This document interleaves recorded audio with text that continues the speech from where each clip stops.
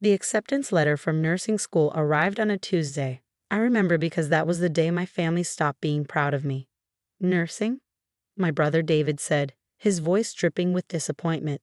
You got into pre-med at Stanford and you're choosing nursing. Mom set down her coffee cup with a sharp click against the saucer. Please tell me this is a joke. It wasn't a joke. I'd spent 2 years in pre-med watching doctors breeze through patient rooms while nurses did the actual work of healing, teaching, and comforting. I'd watched nurses catch medication errors, advocate for scared patients, and hold hands during painful procedures. I'd watched them save lives with their knowledge and their presence. I wanted to be that person, not the one who spent 7 minutes reviewing charts and moving on, but the one who stayed. My family didn't see it that way. Nursing is for people who can't get into medical school, Dad explained over dinner, using his patient voice like I was too stupid to understand. It's beneath your potential. I got into medical school, I reminded him quietly. Johns Hopkins accepted me. I turned them down. The silence that followed was worse than the arguing. That was 8 years ago. I finished my nursing degree, then went back for my master's in nursing administration. I worked bedside for 3 years in critical care, then moved into management. I learned hospital operations from the ground up, understanding not just patient care but the complex systems that kept medical facilities running. My family stopped asking about my career after the first year. At family gatherings, when relatives asked what I did, my mother would say healthcare and quickly change the subject. David would introduce his surgeon friends and lawyer colleagues, carefully avoiding mention of his sister's profession. Tonight's dinner was at David's new house, a sprawling colonial in the expensive suburb where successful people lived.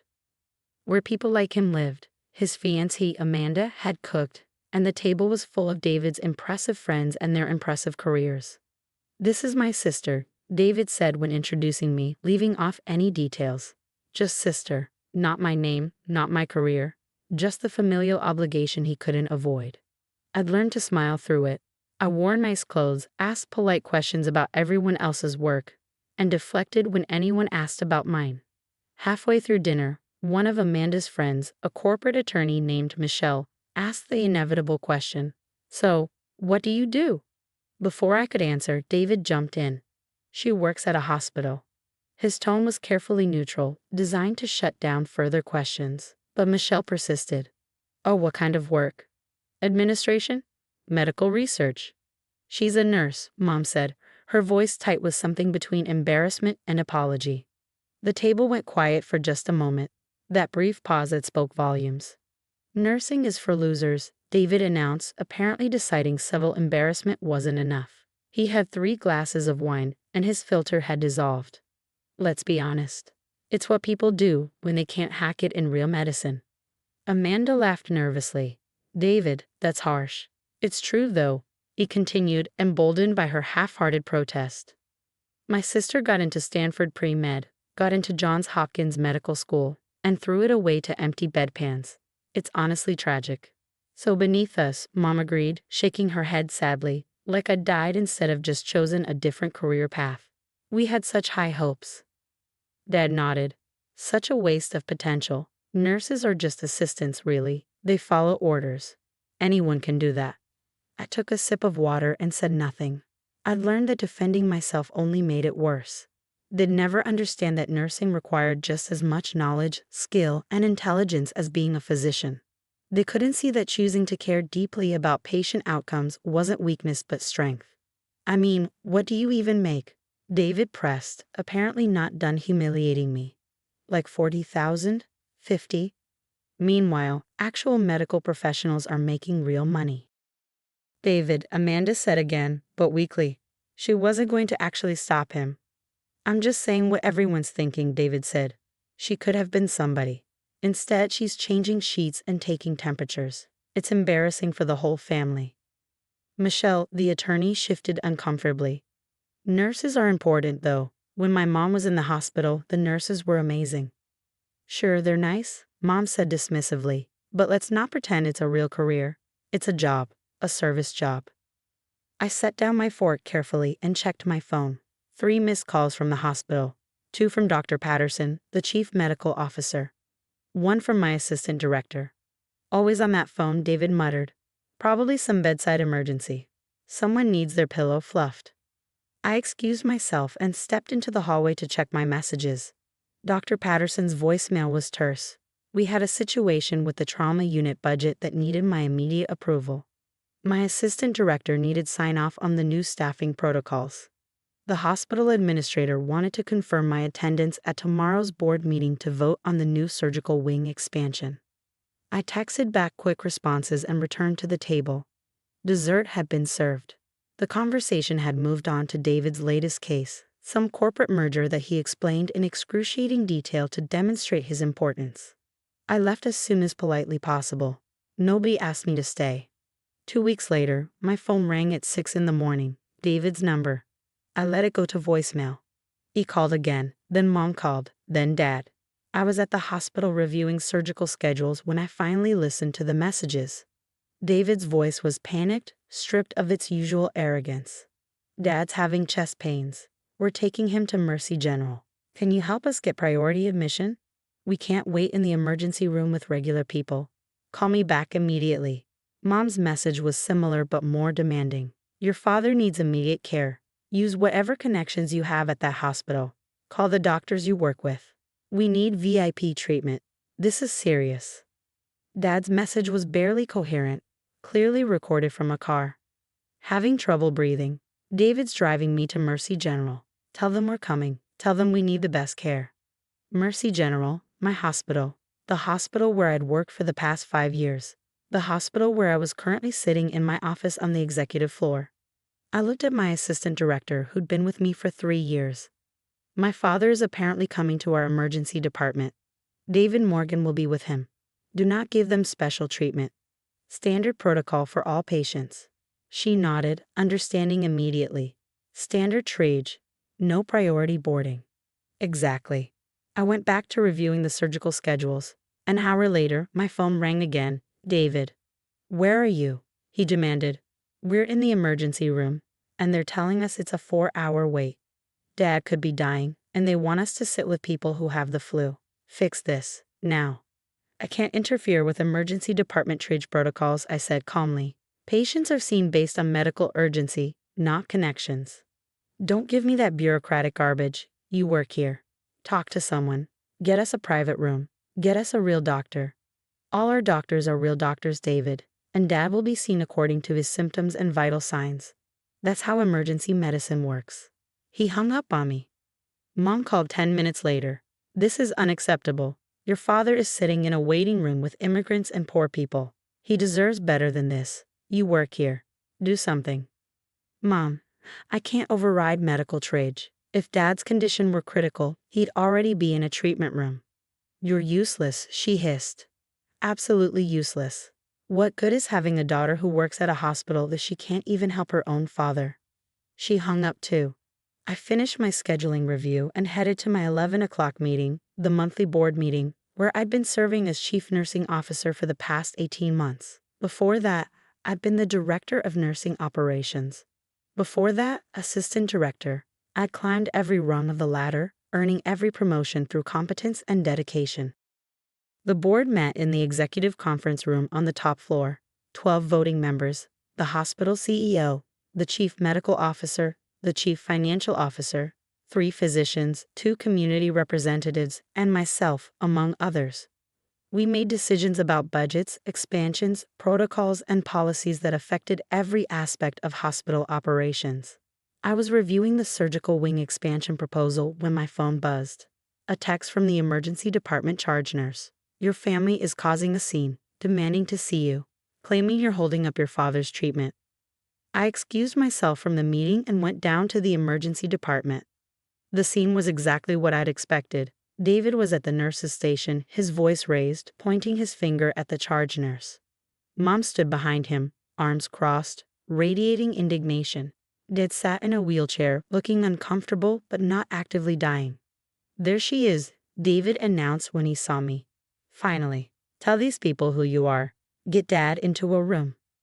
The charge nurse, Sarah, caught my eye. We worked together for years. She knew exactly who I was. Mr. Morgan has been triaged, Sarah said calmly. His vital signs are stable. His EKG shows no acute cardiac event. He's experiencing what appears to be anxiety-related chest tightness. He's on a list to see a physician, probably within the next 2 hours. 2 hours? Mom's voice rose to a near shriek. That's unacceptable. There are currently 3 patients ahead of him with more urgent conditions, Sarah continued. 1 car accident trauma, 1 stroke, 1 heart attack. When the next physician is available and Mr. Morgan is at the top of the queue based on medical priority, it'll be seen. Tell her, David demanded, turning to me. Tell her you're not just some random nurse. Tell her you have authority here. I looked at Sarah. Are you following proper trade protocols? Yes, ma'am. Is my father receiving appropriate monitoring while he waits? Yes, ma'am. We're checking his vitals every 20 minutes. If anything changes, he'll be moved up immediately.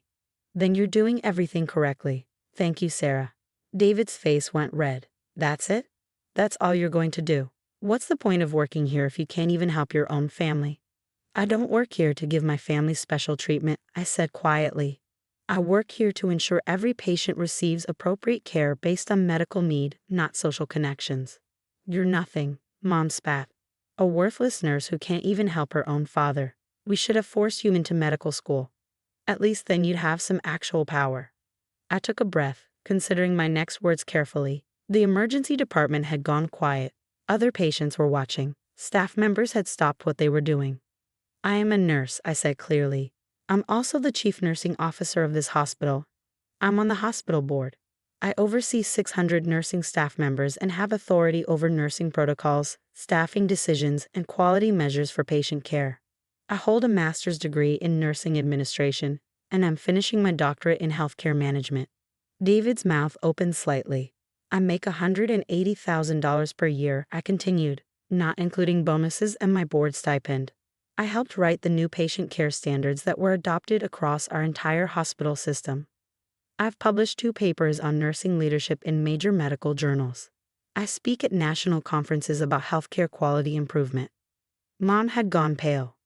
But most importantly, I said, I ensure that every patient in this hospital receives ethical, appropriate, evidence-based care, regardless of who they know or how much money they have, including my father. I turned back to Sarah. Please continue standard protocols. If Dad's condition changes, notify the physician immediately. Otherwise, he waits his turn like everyone else. Yes, Dr. Martinez, Sarah said. I'd earned my doctorate 3 months ago, but I still wasn't used to the title. Doctor? David's voice cracked slightly. Doctorate in nursing practice, I clarified. Different from MD, but still doctor. I didn't mention it because you made it clear you weren't interested in my career. I walked away before they could respond. I had a board meeting to finish and a surgical wing expansion to vote on. The rest of the day proceeded normally. Dad was eventually seen, diagnosed with an anxiety attack, and sent home with recommendations for stress management and a follow-up with his primary care physician. The board approved the surgical wing expansion with an $80 million budget. I signed off on the new nursing protocols that would improve patient outcomes across 3 departments. David left me a voicemail that night. I didn't know. You never told us. He was right. I never told them, but they never asked. Mom sent a text. We should talk. Dad's message said, Thank you for taking care of me today. I'm sorry. I didn't respond to any of them immediately. I was tired. The kind of tired that comes from years of being dismissed and finally being seen. Maybe we'd talk eventually. Maybe I'd explain that I tried to tell them about my career progression, my promotions, my accomplishments. Maybe I'd remind them of all the times I'd started to share my work and been cut off or dismissed. Or maybe I wouldn't. Maybe some lessons need to be learned through experience rather than explanation. I'd spent 8 years building a career I was proud of, making a difference in patients' lives, leading teams of brilliant nurses who deserved respect and recognition. I'd done it all while my family called me a loser. Their opinion had never changed what I was building. It had only changed whether they got to be part of it. I looked at my phone one more time, at the 3 messages waiting for responses. Then I put it down and went to bed. Tomorrow I had rounds at 7, a leadership meeting at 9, and a hospital quality review at 2. I had work to do. Important work. Work that mattered. Whether my family ever understood that or not was no longer my concern. My name is Vanessa, and I live in Atlanta, Georgia. Life here has always been a mix of challenges and hopes for me. I grew up in a modest neighborhood, the kind where everyone knows your name but struggles to make ends meet. My parents did their best to provide, instilling in me the value of hard work and resilience. When I met Carter, my husband, I thought I had finally found someone who saw past the labels of where I came from. He loved me for who I was, not for what I had or didn't have. Carter is the kind of man who believes in fairness and family, which is why he insisted we take in his younger brother, Ethan, when he hit a rough patch. Living with Ethan has been difficult. He's the exact opposite of Carter, prideful, sharp-tongued, and quick to remind me of my place. To him, I'm just the girl from a poor background who doesn't deserve to be part of his family. Ethan has a way of cutting me down when Carter isn't around, with snide comments or cold silences that linger long after he's left the room.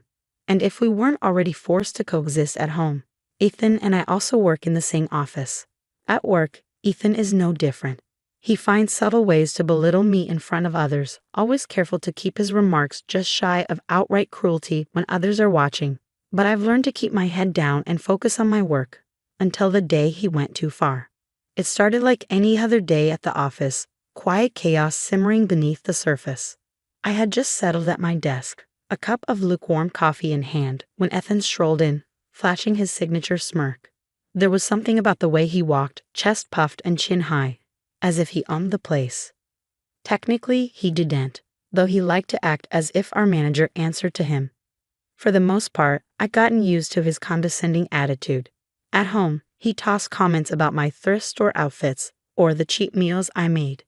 At work, he'd undermine me in meetings, interrupting with, "Actually, Vanessa, I think you might be wrong," before twisting my ideas into his own words. Annoying, yes, but not unbearable. Until that day. It was just before lunch when it happened. We were in a team meeting and I had spent the better part of a week preparing a presentation for a new client pitch. I practiced every slide, gone over every statistic, and even stayed late the night before to make sure it was perfect. As I stood at the front of the room, walking through the key points, I could feel my confidence building. People were nodding, taking notes, leaning in. It was going well. And then Ethan struck. He leaned back in his chair, a smug grin spreading across his face, and said loud enough for everyone to hear, "Impressive presentation, Vanessa." It's almost hard to believe it came from someone who grew up scraping by on food stamps. The room went silent. My hands froze mid-gesture, the laser pointer trembling slightly between my fingers. I could feel the heat rising in my face, but I didn't know what to say. Should I laugh it off? Pretend I hadn't heard him? Defend myself? The eyes of my coworkers burned into me, their expressions ranging from shock to discomfort. Ethan wasn't finished. "Oh, and don't get me started on her cooking," he added, turning to the manager. "You should ask her about the time she tried to make spaghetti with ketchup." Classic poor girl move. Laughter rippled through the room, not from everyone, but enough to make me want to disappear. My manager, who usually kept a tight lid on things, shifted awkwardly in his seat but said nothing. That hurt more than Ethan's words. I somehow managed to finish the presentation, though I couldn't tell you how. My voice sounded hollow, robotic, as if someone else had taken over. When it was finally over, I rushed to the restroom, locking myself in a stall as tears streamed down my face. I thought about Carter, about how he'd always stood up for me when Ethan pushed too far at home. But here, at work, it was different. Ethan had power, not real power, but the kind that comes from charisma and connections. He'd been at the company longer than I had, and I knew speaking up would only make me look weak, or worse, unprofessional. When I got home that evening, I couldn't hide my emotions from Carter. He noticed the moment I walked through the door. "Vanessa, what's wrong?" he asked, his brow furrowing as he took my bag and guided me to the couch. I hesitated, but the words came tumbling out. I told him everything. Ethan's comments, the laughter, the humiliation. Carter's face darkened with each word. He said that, in front of everyone. His voice was tight, controlled, but I could see the anger simmering beneath the surface. I nodded. It's not the first time he's made digs at me, but today was different. He crossed a line. Carter didn't hesitate. "He's gone." "What?" "I mean it, Vanessa. He's gone. I've let him stay with us because he's my brother, but this? No, not anymore." Part of me wanted to protest, to tell Carter that kicking Ethan out wouldn't solve anything. But another part of me, tired, angry and hurt was grateful. That night, Carter confronted Ethan. I stayed upstairs, not wanting to hear the argument. When I finally came down, Ethan was gone, his belongings packed into hastily stuffed bags. For the first time in months, our home felt lighter. But I knew this wasn't the end. Ethan wasn't the kind of person to let things go quietly. A year can change a lot. For me, it was the difference between enduring humiliation and standing tall in a position of power. After Ethan left our house, life felt quieter, simpler, and a little more peaceful. Carter and I grew stronger as a couple without the constant tension Ethan brought into our lives. At work, I doubled down. Ethan's public disrespect had left scars, but they also lit a fire in me. I threw myself into every project, taking on challenges that pushed me out of my comfort zone. Slowly but surely, my efforts paid off. My ideas started getting noticed, and I earned the trust of my superiors. When the promotion came, I couldn't believe it. Me, Vanessa, the girl from nowhere, was now the head of my department. The new title came with more responsibilities, a bigger office, and the best part, authority over my former peers. I'll never forget the moment I walked into my new office, freshly painted with a shiny nameplate on the door. It felt like a victory, a culmination of every late night, every small success I'd fought for. But life has a way of testing you just when you think you've made it. It was my second week as department head when I got the news. Ethan was being brought back. The company had been struggling with budget cuts, and they needed someone to fill a mid-level position quickly. Apparently, Ethan had fallen on hard times after leaving our home. He'd bounced between jobs, unable to hold down anything stable, and had finally come crawling back to his old workplace. When I saw his name on the email, my stomach dropped. I'd worked so hard to separate myself from the version of me he used to belittle. Now he was coming back, under my leadership. The first day Ethan walked into the office, his swagger was gone. He looked thinner, his suit slightly wrinkled, and there was no smirk on his face. I could see the flash of recognition in his eyes when he spotted me, sitting behind the desk that used to belong to our manager. "Vanessa," he said, his voice almost hesitant. "Congratulations on the promotion." It was the first time I'd heard him say my name without a sneer. For a brief moment, I felt pity for him. But then I remembered every comment, every laugh at my expense, and the way he'd made me feel so small. I gave him a curt nod and went back to my work. Ethan wasn't used to being the one who had to answer to someone else, especially not me. It didn't take long for him to make a mistake. He missed a deadline on an important project, and I had no choice but to call him into my office. He sat across from me, fidgeting with the hem of his sleeve. I know I messed up," he stammered. "I've been going through some stuff lately." I raised an eyebrow. "Ethan, this is a professional environment. If you're unable to meet the expectations of your role, we'll need to discuss next steps." He looked up at me, desperation etched into his features. "Vanessa, please. I need this job. I know I've been difficult in the past, but I'm trying to change. Just give me one more chance."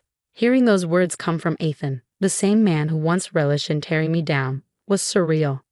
Part of me wanted to forgive him, to let him have the chance he was begging for. But another part of me, the part that remembered the humiliation he caused, couldn't bring myself to do it. "Ethan," I said, leaning forward, "do you remember what you said to me in that meeting last year?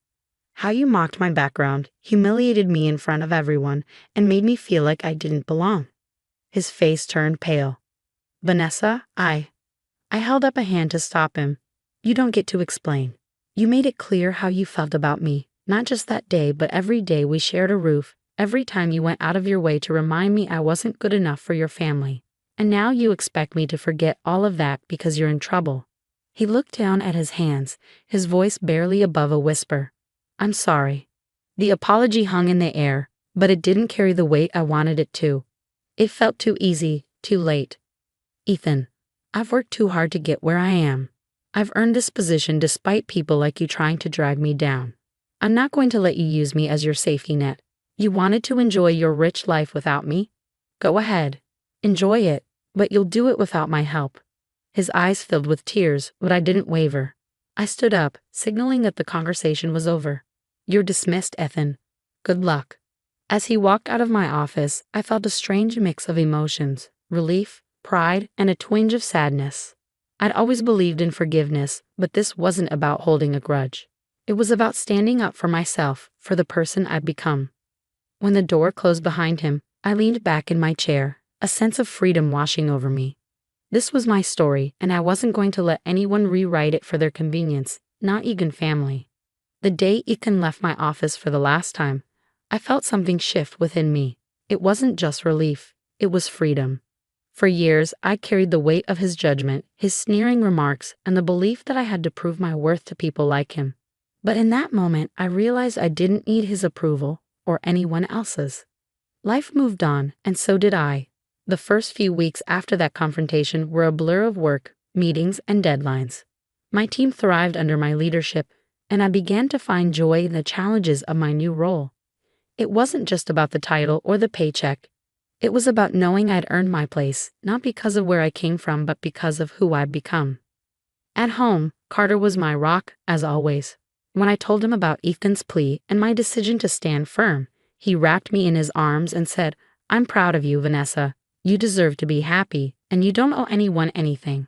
His words stayed with me, echoing in the quiet moments when doubt tried to creep in. I started investing more time in myself and the things I loved. I took up painting again, something I hadn't done since college. My evenings were no longer consumed by stress or tension. Instead, they were filled with color and creativity. I even joined a local art group where I met people who shared my passion and supported my journey. And my friends, they were my lifeline. Over time, I realized how much I'd isolated myself. First out of shame for where I came from, and later out of fear of judgment. But now, I surrounded myself with people who lifted me up, who celebrated my successes and stood by me through challenges. As for Ethan, I don't know where he ended up, and truthfully, I don't spend much time thinking about it. I hope he finds his own path, just as I found mine. But I've learned that forgiving someone doesn't mean letting them back into your life. Sometimes the best thing you can do, for them and for yourself, is to let go. Looking back, I'm proud of the woman I've become.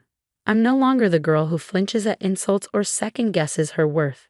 I've faced my demons, stood my ground, and come out stronger on the other side.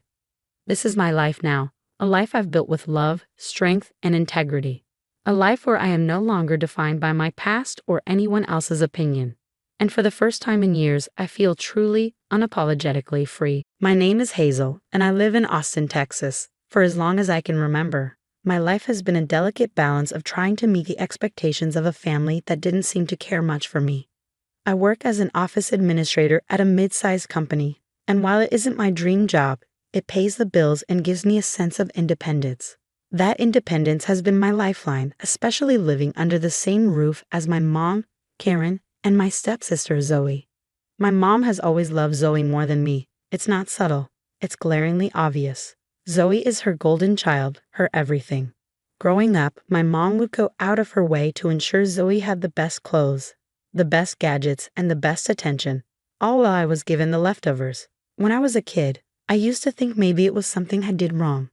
Maybe if I were smarter or prettier, my mom would love me just as much. But over time, I realized it wasn't about me, it was about her. Zoe, for her part, knew how to play the role of the favored child perfectly. She was charming and sweet when my mom was around, but behind closed doors, she treated me like a servant.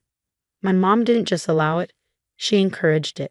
I became the one who cleaned up Zoe's messes, did her laundry, and even helped her with school projects when she couldn't be bothered. And if I ever complained, my mom would shut me down, telling me I should help my sister because family takes care of each other. Funny how that never seemed to apply to Zoe. By the time I was in my mid-20s, I'd stopped expecting any kind of fairness from my mom. I learned to focus on myself, my work, my small circle of friends, and my dream of one day having a life far away from the toxicity of my home. But even as I tried to carve out a little space for myself, my mom and Zoe would find ways to pull me back into their chaos. It was exhausting, but I kept telling myself that someday I'd break free. Little did I know that breaking point was closer than I thought. One Friday evening, after a long and grueling day at work, I walked into the house hoping for nothing more than a quiet night. My office job might not be glamorous, but it kept me busy and allowed me to keep some distance from the drama at home. I kicked off my shoes, put my bag down, and barely had a moment to breathe before my mom's voice echoed through the hallway. "Hazel, come here. We need to talk," she shouted from the living room. Her tone was sharp, the kind that made me instinctively brace myself. With a sigh, I made my way to the couch, where she was sitting with her arms crossed, a look of impatience on her face. Zoe was sprawled out next to her, scrolling through her phone like she didn't have a care in the world. I didn't even get a chance to sit before my mom launched into it. "Your birthday is coming up next week," she began, her tone oddly matter-of-fact. For a split second, I thought maybe she was planning something nice for me, a small celebration perhaps. A rare moment of attention directed my way. But then, her true intentions became painfully clear.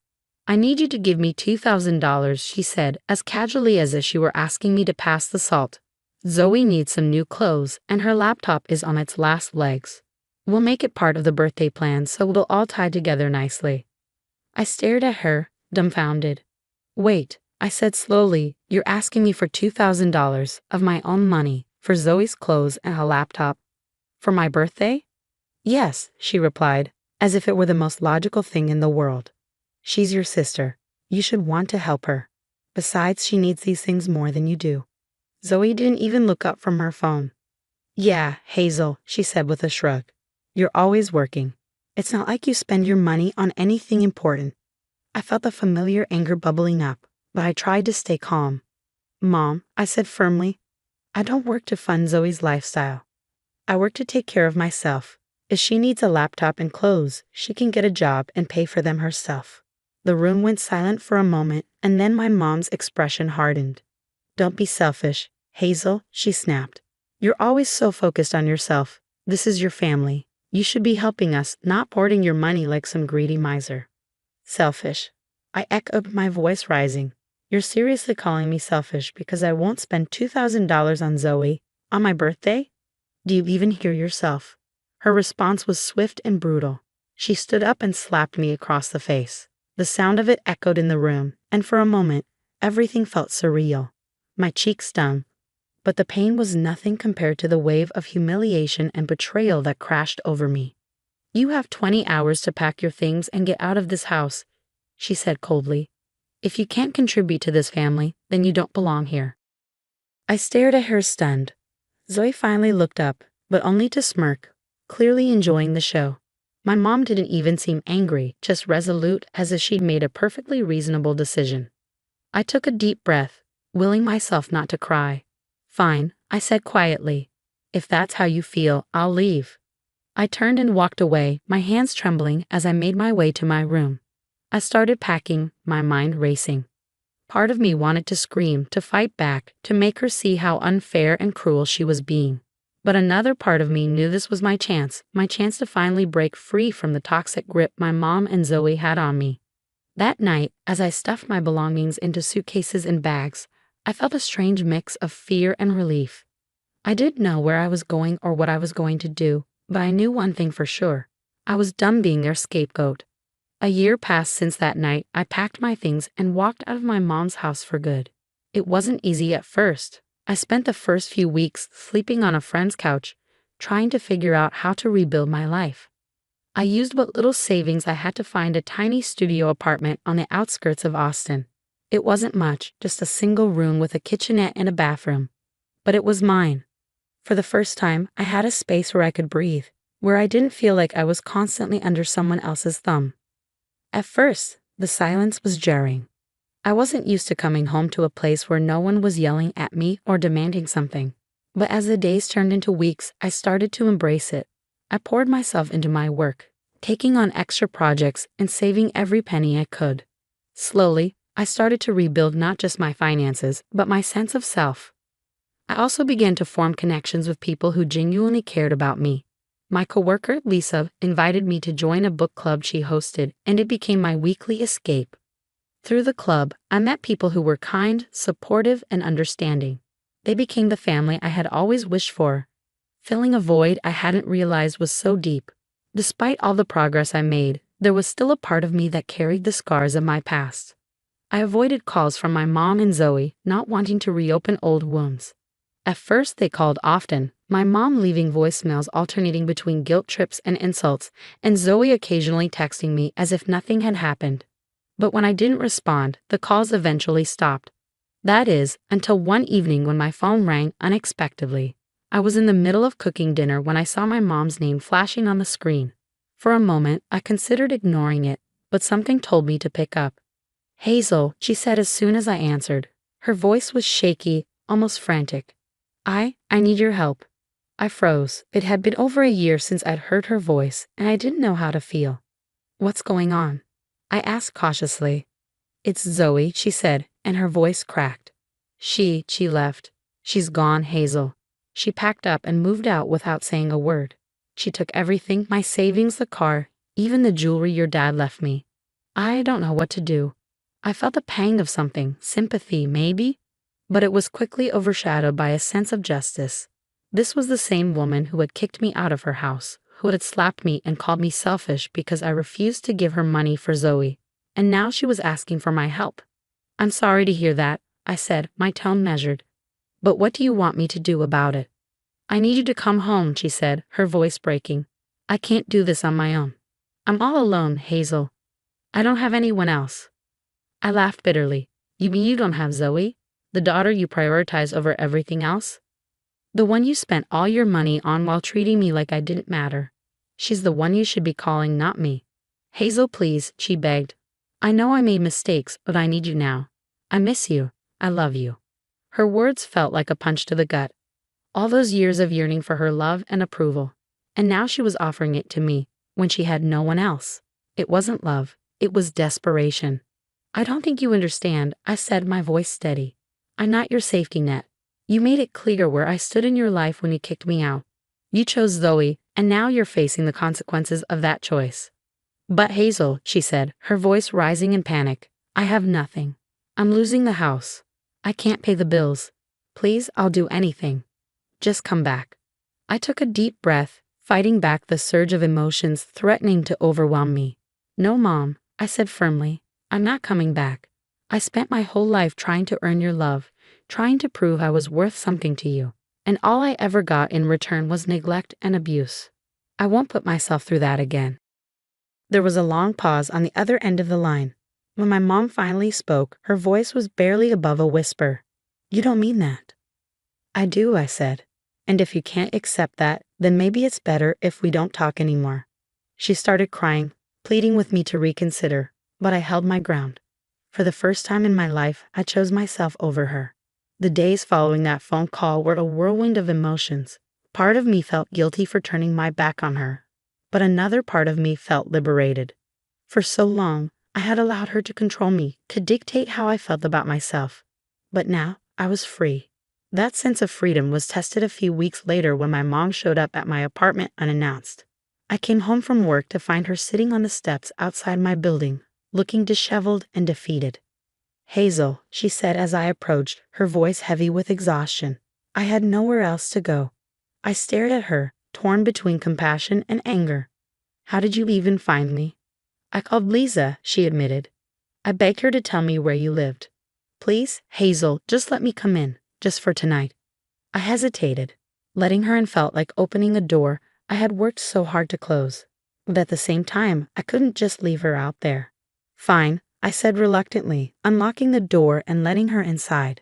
She looked around my small apartment, her eyes lingering on the framed photos of my friends and the cozy decorations I had picked out. You've done well for yourself, she said softly. I didn't respond. Instead, I crossed my arms and waited for her to say what she'd come to say. I'm sorry, she said finally, tears welling up in her eyes. I know I was a terrible mother. I know I hurt you. I don't deserve your forgiveness, but I'm begging you, Hazel. Please help me. Her words hung in the air, heavy with years of unresolved pain. I spent my whole life trying to get you to say those words, I said quietly. But now that you have, I don't feel the way I thought I would. You're not here because you've changed or because you love me. You're here because you have no one else. That's not true, she protested. I do love you, Hazel. I've always loved you. I shook my head. No, Mom, you love Zoe. You love the idea of having a perfect family, but you never loved me, not the way a mother should.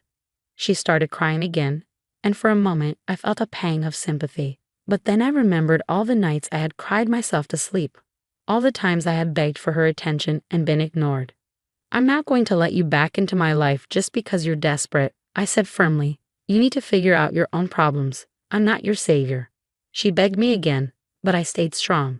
Eventually she left, and as I closed the door behind her, I felt a weight lift off my shoulders. In the weeks after my mom left my apartment, I felt a profound sense of relief. The years of manipulation, guilt, and emotional pain no longer had a hold on me. For the first time in my life, I wasn't carrying the weight of someone else's expectations or demands. I was free. I threw myself into the life I had been slowly building, pouring my energy into things that brought me joy. My job became more than just a means of survival. I found ways to make it fulfilling. I started taking classes to improve my skills, dreaming of a promotion or maybe even starting my own business someday. For the first time, I felt like I had a future to look forward to, a future that I was in control of. My small but cozy apartment became a sanctuary.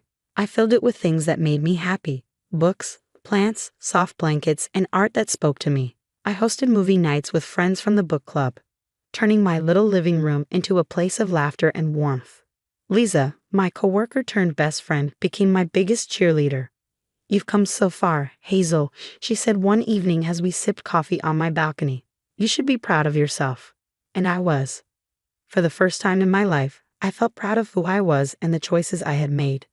One of the most rewarding parts of my new life was the relationships I built with people who genuinely cared about me. The book club friends became my second family. We shared stories, celebrated birthdays, and supported each other through life's ups and downs. They taught me what unconditional love and friendship looked like, things I had never truly experienced growing up. Eventually, I even met someone special. His name was Ethan, a kind and thoughtful man I met through a mutual friend.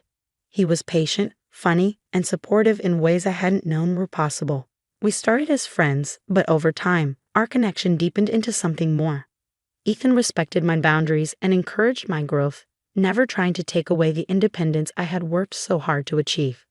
One evening, as we walked along the trail by Lady Bird Lake, he stopped and turned to me. "You've been through so much, Hazel," he said, his eyes full of admiration. "But you're one of the strongest people I've ever met. I'm lucky to have you in my life." I smiled, feeling a warmth I hadn't known I needed. "I'm lucky too," I said.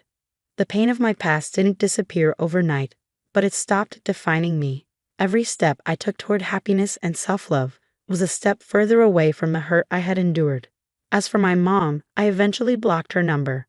I knew she would never change, and I wasn't willing to let her drag me back into the chaos I had worked so hard to escape. It wasn't an easy decision, but it was the right one. Some wounds don't heal with time, they heal with distance. On my 30th birthday, I threw a party for myself for the first time ever. My apartment was filled with people I cared about, people who cared about me in return. There was laughter, music, and a cake that Lisa had baked, complete with candles for me to blow out. As I looked around the room, surrounded by love and joy, I realized I had finally found the life I deserved. I had built it with my own 2 hands, brick by brick, and no one could take it away from me. When the candles were lit, everyone started chanting, "Make a wish." I closed my eyes and took a deep breath. But I didn't need to make a wish. Everything I had ever wished for was already right there with me. My name is Lisa Miller, and I live in Denver, Colorado. For as long as I can remember, I've felt like an outsider in my own home. My dad, John, remarried when I was 10, and since then, everything in my life seemed to revolve around my stepmom, Karen, and her daughter, Hazel. Karen came into our lives with her perfect smile and her perfect daughter, and it didn't take long for my dad to start treating them like royalty. Hazel was the golden child. Everything she did was praised, every mistake forgiven. Meanwhile, I was expected to pick up after her, do her chores, and somehow be grateful just to exist in their world. Birthdays came and went with elaborate parties for Hazel, while mine barely got a cake. My dad said it was because I was more mature and didn't need all the fuss. I didn't buy it. Deep down, I knew he just didn't care as much. Karen never missed a chance to point out my flaws, calling me lazy, ungrateful, or messy. Hazel, on the other hand, could wreck the entire house, and Karen would laugh it off, saying, "Oh, she's just being creative." To them, Hazel was the princess, and I was the hired help. It wasn't just favoritism, it was isolation. The house didn't feel like my home. Every choice I made was questioned. Every space I claimed was invaded. And yet, I stayed quiet. I didn't want to be the bad daughter, the jealous stepsister, or whatever label they were ready to slap on me. But all of that changed one day, the day everything finally boiled over, and I stopped caring about being the good girl. That day started like any other, ordinary, unremarkable. I just finished a long shift at the coffee shop where I worked part-time. All I wanted was to come home, collapse on my bed, and maybe lose myself in a good book. I wasn't asking for much, just a little peace in the one small corner of the house that I could call mine. When I opened the door to my room, I froze. My walls were no longer the soft lavender I had chosen years ago. They were now a garish shade of pink, Hazel's favorite color. Everything was rearranged as if my room had been swallowed and spit out by someone else's vision. It didn't take long for me to notice the worst of it. My desk was empty, completely cleared off. The stack of papers I had carefully organized. My college applications, my part-time work schedule, even a personal journal I'd kept for years, was gone. I stormed down the hall and found Karen in the kitchen, humming like nothing had happened. She barely glanced up from her cup of tea when I demanded, "What happened to my room? Where are my things?" Karen tilted her head, her smile as patronizing as ever. "Oh, that," she said, waving her hand dismissively. "I decided to give your room a makeover. It was such a mess, Lisa, papers everywhere, like a little dustbin. I threw out what wasn't important and tidied it up. It's better this way, don't you think?" My throat tightened. "You threw out my stuff, without asking me." "It's not a big deal," she said, her tone dripping with condescension. "Honestly, you should be thanking me. I'm trying to help you grow up." That room looked like a disaster zone. I couldn't stop the words that came next. "You had no right," I shouted. "Those are my things. You can't just decide what's important and what isn't." Karen set her tea down and stood, towering over me with that practiced air of superiority. "Lisa, you've been nothing but ungrateful since the day I came into this house. You've always hated me and Hazel too. Maybe it's time you take a good look at yourself and see why that is." Something inside me snapped. Years of frustration, neglect, and humiliation poured out all at once. Before I could think, before I could stop myself, I slapped her. The sound echoed through the kitchen, cutting through the silence like a blade. Karen gasped, her hand flying to her cheek as if I'd shattered her entire world. "What's going on here?" My dad's voice boomed from behind me. He'd come home just in time to witness the aftermath. "She hit me, John," Karen wailed, her voice trembling as if she were the victim of some grand injustice. "I was only trying to help her, and she hit me." My dad's eyes narrowed, locking onto me like I was a stranger who had trespassed into his perfect little family. "Lisa, how could you? She's done nothing but try to help you, and this is how you repay her." I couldn't believe what I was hearing. "She threw out my stuff, Dad. She painted over my room without asking. How is that helping me?" "You're selfish," he snapped, his face red with anger. "You've always been selfish. You hate Hazel because you're jealous of her. And now this? Hitting Karen? You've gone too far this time." Karen sniffled dramatically, clutching his arm. "I can't stay in a house where I'm disrespected like this. Maybe it's better if I leave. Hazel and I don't deserve to be treated this way." John put his arm around her, comforting her while glaring at me. "You see what you've done, Lisa? You're tearing this family apart." Tearing the family apart. That's what he thought of me. Not the years of favoritism, not the blatant disregard for me as a person. No, the problem was me standing up for myself. In that moment, I realized something important. I didn't belong in this house, and I never had. Whatever they call the family, I wasn't part of it. And for the first time, I didn't care. 3 years passed after that day, and I hadn't spoken to my dad, Karen, or Hazel since.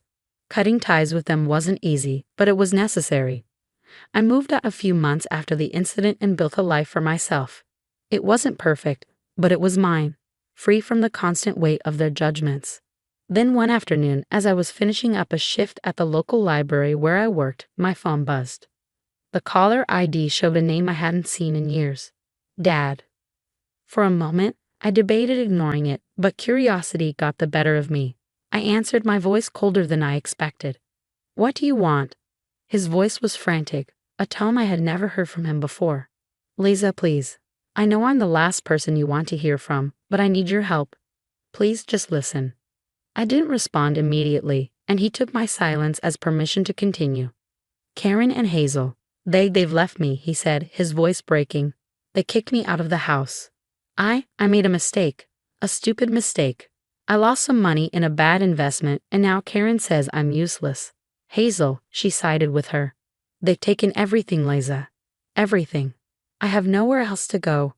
I almost laughed at the irony. This was the man who once told me I was selfish, who had accused me of tearing the family apart. Now he was the one cast out by his precious wife and little princess.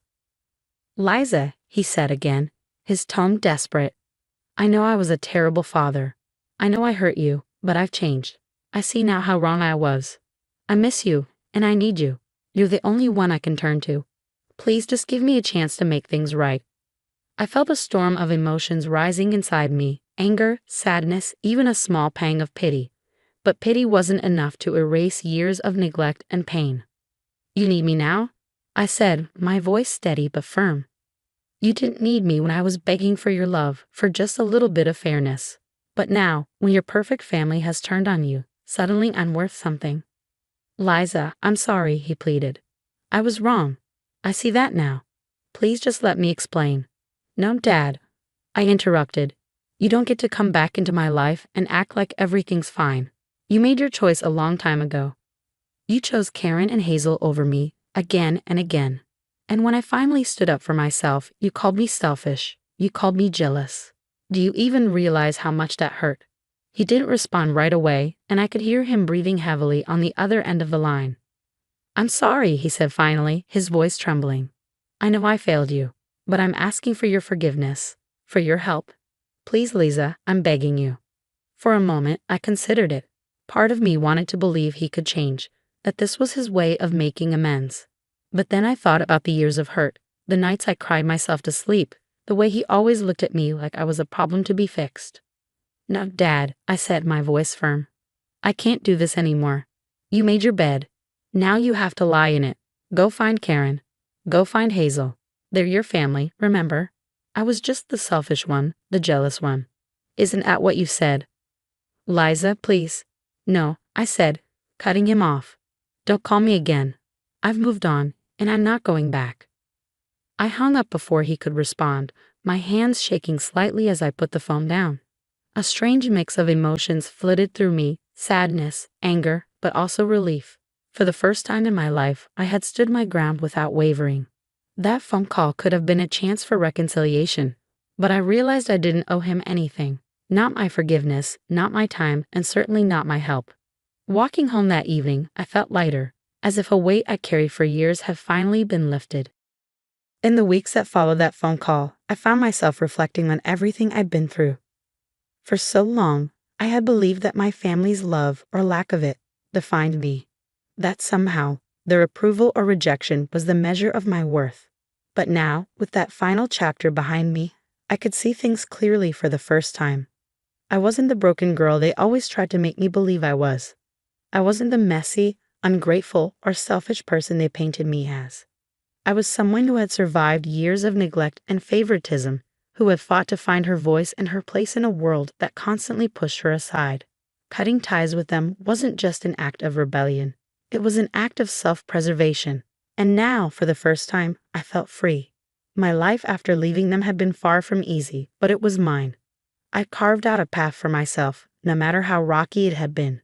I moved into a small apartment downtown, just big enough for me and the cat I adopted from a local shelter. I named her Hope because that's what she brought me. I started painting again, something I hadn't done since I was a teenager. Back then, Karen always mocked my messy little hobby, and my dad never bothered to defend me. But now, my art had become a source of joy and healing. I turned one corner of my apartment into a studio, splattered with colors and canvases that told stories of freedom, strength, and renewal. The people in my life now weren't perfect, but they were kind. I had friends who checked in on me, who celebrated my victories, no matter how small. They didn't see me as a burden or an afterthought. They saw me for who I was. One afternoon, as I sat in my studio, the sunlight streaming through the window, I realized just how far I had come. I wasn't angry anymore. Not at my dad, not at Karen, not even at Hazel. Anger had been the fuel that kept me going for years, but now I didn't need it. Letting go of them wasn't just about cutting ties. It was about letting go of the hurt, the resentment, and the weight of their expectations. I thought about my dad's voice on the phone that day, filled with desperation and regret.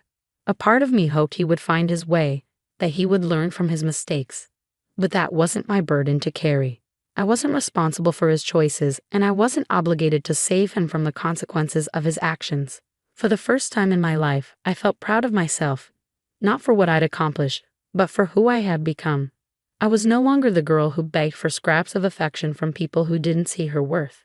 I was a woman who had chosen herself, who had walked away from toxicity and built a life filled with love and purpose. That night, I went out with my friends to celebrate. We laughed, we toasted, and for the first time in years, I felt completely at peace. I wasn't defined by my past anymore.